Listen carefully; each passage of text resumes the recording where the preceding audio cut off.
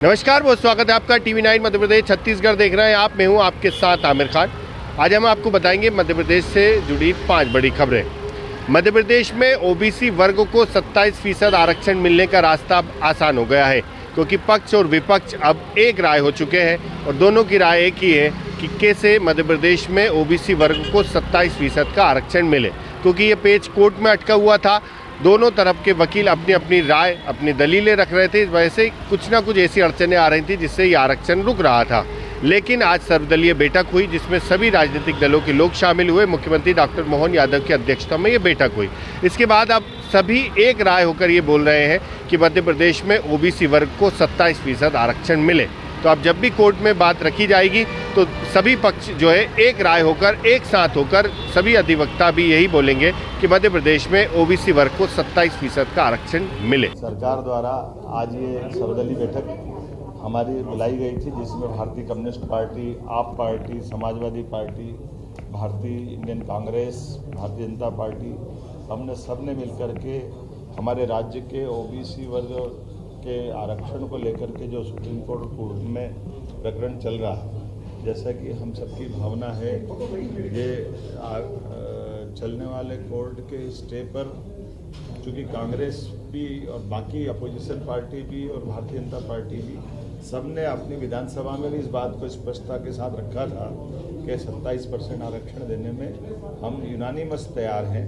तो चूँकि कोर्ट में अलग अलग वकील लड़ रहे हैं, अलग अलग प्रकार से प्रकरण है, लेकिन चूँकि सुप्रीम माननीय न्यायालय ने एक निर्णय लिया कि वो 22 सितंबर से डे टू डे की इसकी हियरिंग करेंगी। ऐसे में डे टू डे की हियरिंग करने में हमारे सब वकीलों का भी मत इकट्ठा आए या वो वकील बैठ करके डिसाइड कर ले कि क्या हो सकता है, वो उस तरह से अपनी लाइन बनाए। हम सब मिलकर के हमारे जो विधानसभाओं के अंदर अलग अलग हमने सबने अपनी बात का समर्थन दिया था, उसी बात के लिए दोबारा आज हम सब बैठे भी हैं और एक सर्वदलीय संकल्प हमने भी पारित किया है, जिसके आधार पर ये ओबीसी आरक्षण देने के लिए एकजुटता एक फोरम पर आए और इसी में विधायिका, न्यायपालिका, कार्यपालिका सम्मिलित रहे।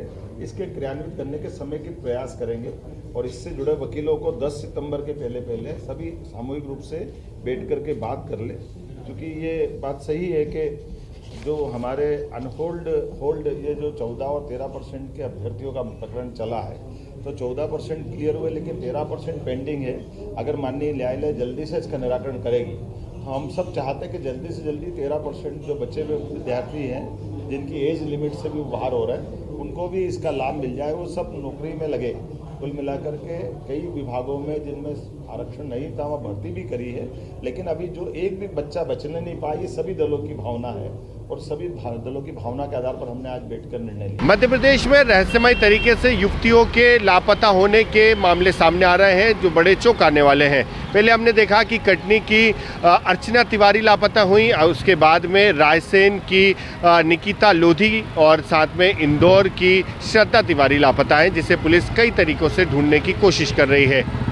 इसको लेकर कई तरह की टीमें बनाई गई हैं, कोशिश की जा रही है कि कैसे भी करके इन तक पहुंचा जाए।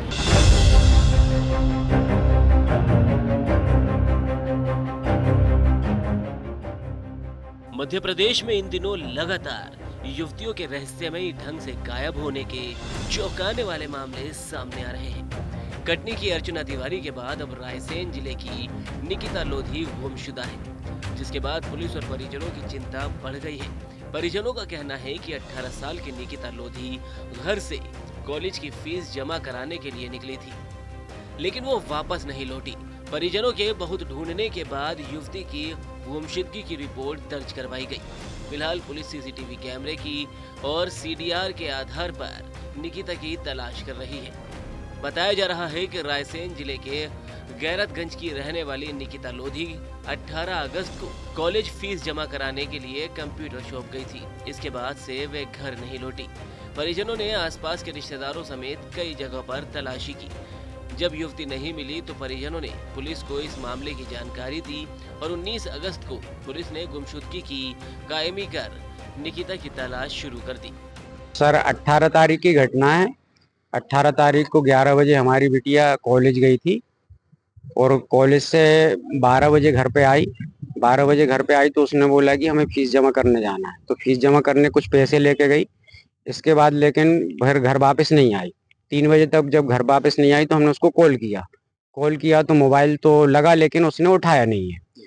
फिर इसके बाद हमने 4-5 बजे फिर उसको कॉल किया तो फिर मोबाइल उसका स्विच ऑफ बताने लगा। तो फिर आसपास हमारे पड़ोस में हमने पूछा कि हमारी बिटिया दिखी है निकिता लोधी, तो बोले आसपास वाले बोले कि भैया नहीं दिखी। तो इसके बाद फिर हम देर देर शाम तक उसको ढूंढते रहे, लेकिन जब देर शाम तक नहीं मिली तो हमने पुलिस गैरतगंज थाने में सूचना दी और फिर सुबह 19 तारीख को हमने उसकी एफआईआर जाके की है।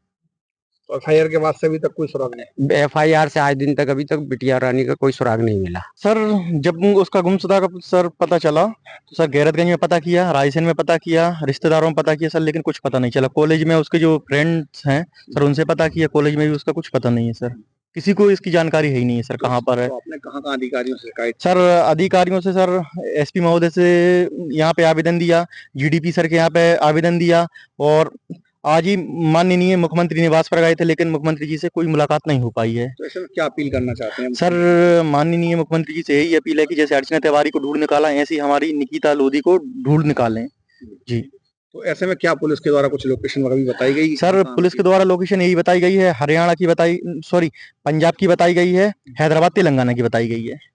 ऐसे में क्या डर लग रहा है मन में आपको? सर मन में यही डर है क्योंकि सर ना तो पंजाब में हमारा कोई मिलने वाला है, ना ही हैदराबाद में, सर उसके साथ कुछ भी घटना हो सकती है जी। तो ऐसे में अपील क्या करना चाहेंगे? सर यही अपील है कि कृपया जल्द से जल्द उसको ढूंढ के लाया जाए। परिवार की सर जी बहुत ज़्यादा स्थिति खराब है, उसके मम्मी और पापा की बहुत ज़्यादा, और हम लोग घर भर के मान लो बहुत ज़्यादा दुखी हैं उस दिन से।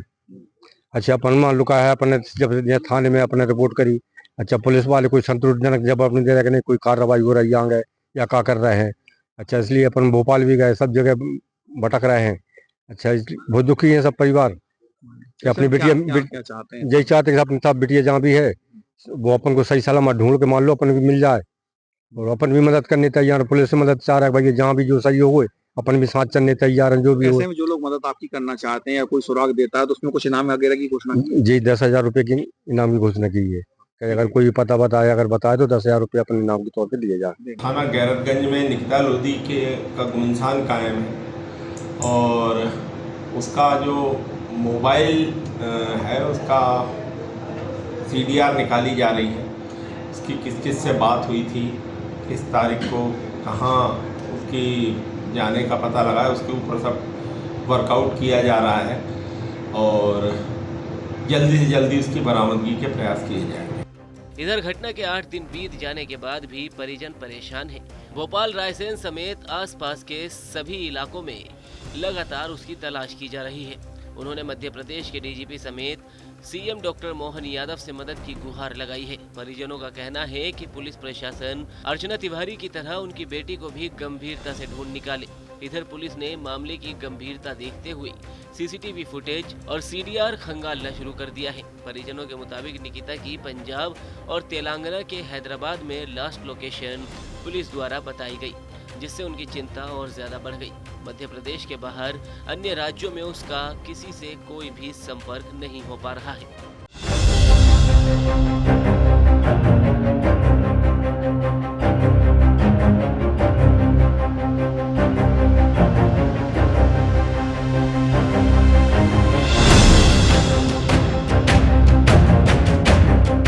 इंदौर में BBA फाइनल ईयर की छात्रा श्रद्धा तिवारी पिछले 5 दिनों से रहस्यमय ढंग से लापता है। परिवार और पुलिस दोनों लगातार उसकी तलाश में जुटे हैं, लेकिन अब तक उसका कोई सुराग नहीं मिल सका।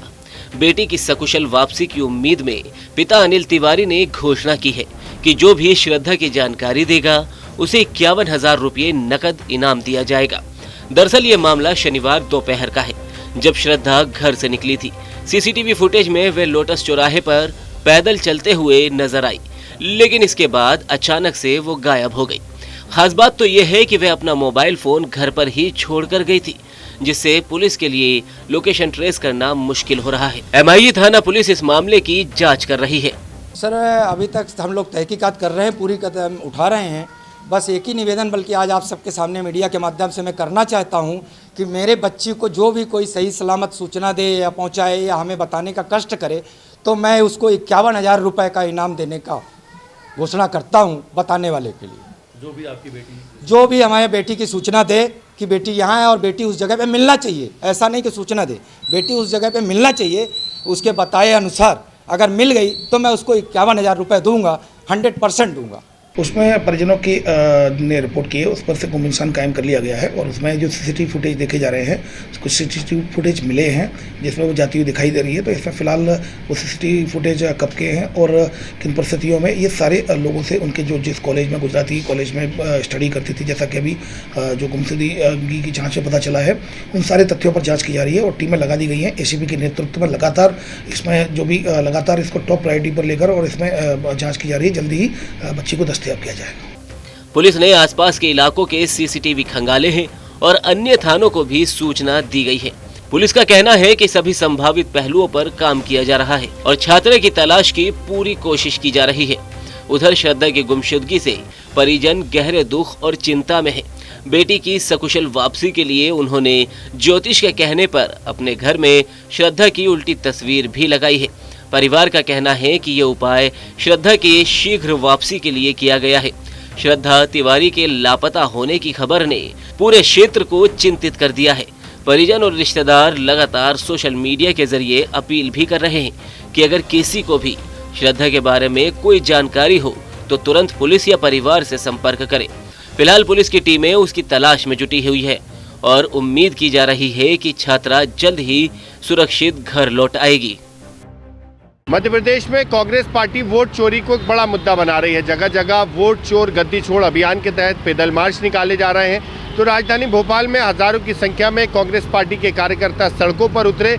यहां पर राजभवन तक पैदल मार्च निकाला गया और कई तरह के गंभीर आरोप सरकार पर लगाए हैं। इस दौरान जीतू पटवारी सरकार पर जमकर भड़कते हुए नजर आए और वोट चोरी के गंभीर आरोप लगाए हैं। जीतू भाई, लगातार सड़कों पर उतरकर आंदोलन हो रहा है। चोर गद्दी छोड़, वोट चोर गद्दी छोड़। मध्य प्रदेश देश में दोनों में चोरी की सरकार है, जन जागरण है। चुनाव आयोग विंग बन गया बीजेपी की, इसके खिलाफ देश को जगा रहे हैं। ये जगाने का कार्यक्रम है। कब तक जारी रहेगा ये जगाने का? लगातार पूरे मध्य प्रदेश के हर जिले में हो रहा है। भाजपा कह रही है कि ये बिहार का चुनाव है इसलिए आप लोग मुद्दा बना रहे हैं। नहीं, ये चोरी की सरकार बनी। राहुल गांधी जी ने पूरे देश के सामने बताया, उमंग सिंगार ने प्रदेश का बताया।